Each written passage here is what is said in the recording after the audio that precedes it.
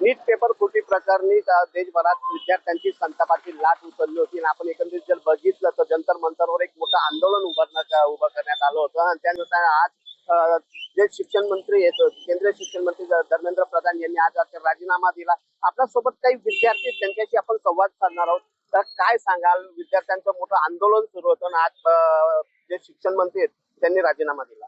देशात ही जी सर्वात मोठी क्रांती घडलेली, स्वतंत्र देशामध्ये ही सर्वात पहिली आणि सर्वात मोठी क्रांती घडलेली आहे व या क्रांतीचा जो विजय झालेला आहे, या विजयाचा साक्षर फक्त आणि फक्त कुठला पक्ष नसून फक्त विद्यार्थी एकता आणि स्टुडंटची एकतेने ही क्रांती घडवून आणलेली आहे. आज ज्या स्टुडंटवर जे घडलं, जे अत्याचार झाले, त्यांचा जो राजीनामा घेतला, तो राजीनामा म्हणजे हा खूप मोठा विजय आहे, क्रांतीचा विजय आहे. आणि हा क्रांतीचा विजय घेतलेला आहे या लोकशाहीच्या राज्यामध्ये.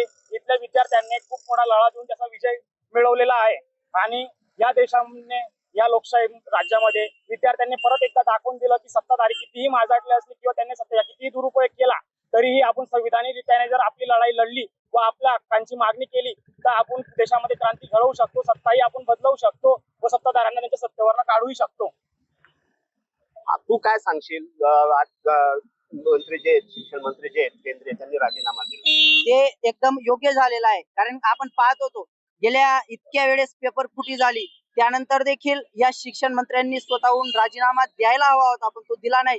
त्यासाठी समस्त देशातील या विद्यार्थ्यांना या जंतर मंतरवरती इतका त्रास सहन करून त्यांना त्या ठिकाणी आंदोलन मोर्चा त्या ठिकाणी करावा लागला आणि देशातील या विद्यार्थ्यांचं जे श्रेय, जे त्या ठिकाणी अनेक लेकरांचं बलिदान गेलं, त्या बलिदानाच्या नंतर या शिक्षण मंत्र्यांनी आज या ठिकाणी राजीनामा दिलेला आहे. हे एकदम योग्य आहे. हे त्यांनी स्वतःहून करायला पाहिजे होतं, पण जनतेला या ठिकाणी विद्यार्थ्यांना त्यांनी हे कृत्य करण्यासाठी भाग पाडलेला आहे.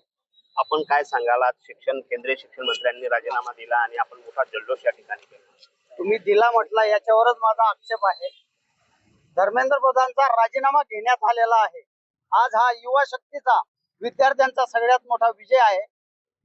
या ठिकाणी हुकुमशाही प्रमाणे जर राजवट चालू असेल आणि वारंवार पेपर फुटत असतील आणि त्याला शिक्षण मंत्रालय जर तिथे झुकत नसेल तर विद्यार्थ्यांनी आज जंतर मंतरवर गेल्या 8 दिवसापासून जे धरणे आंदोलन दिलेलं होतं त्याला यश प्राप्त झालेलं आहे.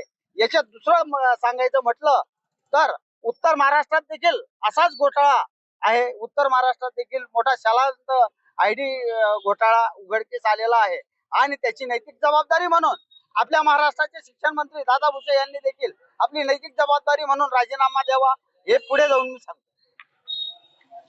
उत्तर महाराष्ट्रात देखील शालांतर आयडी घोटाळा हा मोठ्या प्रमाणात झाला असून याची नैतिक जबाबदारी घेऊन शिक्षण मंत्री दादा भुसे यांनी देखील राजीनामा ठेवला पाहिजे असं मत या ठिकाणी व्यक्त करण्यात आलंय.